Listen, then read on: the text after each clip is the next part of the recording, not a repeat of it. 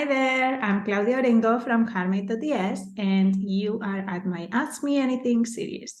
So if you want to submit a question, all you have to do is be an email subscriber. You'll find here a link, it's heartmade.es/AMA to become a subscriber. And then once you're in, you'll have a form where you can submit your questions. You can keep it anonymous or share your name, and I will record an answer for you like this one. Louise asked a question related to my membership, the Passive Income Growth Academy. So she's been a member and she asked, I've been looking through the different platform information to get started, but cannot decide what to do. I'm thinking Etsy for watercolors may suit me, but I think I need to create patterns for this and don't have time right now. I'm concentrating more on my painting skills, which have a long way to go. LOL, lots of love. So I guess my question is, what other digital platforms suit watercolors as an easy way to get started? It seems Adobe and Shutterstock are more for graphics and photos, but please correct me if I have this wrong. Thank you, Louise. Okay, so I know a little bit of what Louise creates, so I'm gonna answer these having her in mind. But if you are also an artist and you're considering selling your creations as digital products, these will probably help you too. So there is no need for you to create patterns to sell on Etsy. There is lots of things you can sell on Etsy because, well, from watercolor paintings, you can create lots of things. I do sell patterns, but I don't sell them on Etsy, actually. I sell them on Spoonflower, and I sell them on Pattern Bank, and I also sell them in Adobe Stock and Shutterstock. But it's true that Adobe Stock and Shutterstock, at least from my experience, I've had better results with vectors.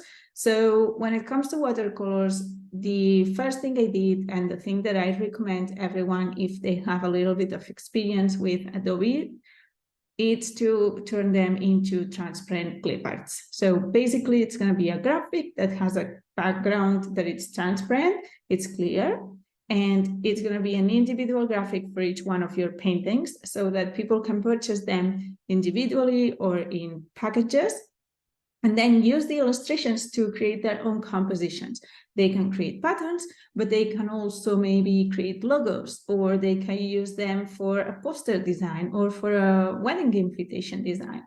So there is a lot of graphic designers who need those graphics. They are not artists, they are designers. They don't know maybe how to paint, how to illustrate, or they know, but they don't want to spend the time doing that. And they just go to places like Creative Market, Etsy, etc., and purchase those clip art kits, which are ready to use because they already have the clean background. So that's how I started, and I got quite a good success. And this is what I recommend if you are a watercolor artist. Now, if you are not that comfortable with Photoshop, for example, to clean out the background, then something simpler would be to go with a print-on-demand website. Print on demand, they basically have lots of physical products. You would upload there your creation and see which products you want to sell it for, then make it available. And when customers purchase them, the platform, they produce it. They have the stock, they print it, they ship it for you.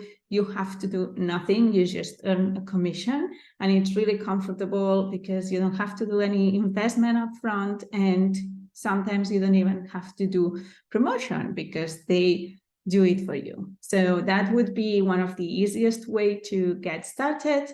And finally, similarly to print on demand, some platforms you have Redbubble, Society6, and then there are some others that you can integrate with Etsy also. But there is one that it's print on demand, but it has something like an add-on, which is called Zazzle. And Zazzle basically is, as I said, they have lots of products, physical products that they print with your creation, and then they ship it. But the add-on on Zazzle is that you can create customizable areas. So people can maybe change the photo and upload their own photo, or they can type their name and have it customized with their names. Or people can do a wedding invitation, and you can put your illustration at the background, your watercolor painting, and then the text is customizable by them, so they can personalize it and get the invites exactly how they want them. So here are the options I would explore if I were you. So this was my answer to this question. I hope you find this useful. Let me know in the comments. And if you want to submit your own question, remember you have to be an email subscriber.